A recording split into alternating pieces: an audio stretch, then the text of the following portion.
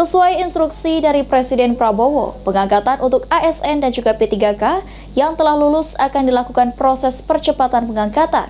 DPR RI khususnya Komisi 2 menunggu percepatan pengangkatan yang akan dilakukan pemerintah.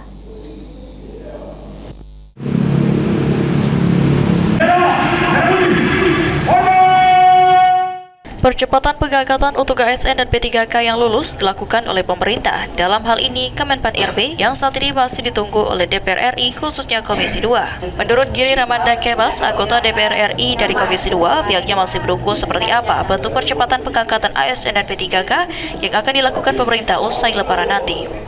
Sesuai instruksi dari Presiden Prabowo untuk pengangkatan ASN yang akan dilakukan pada bulan Juni dan untuk P3K dilakukan pada bulan Oktober mendatang.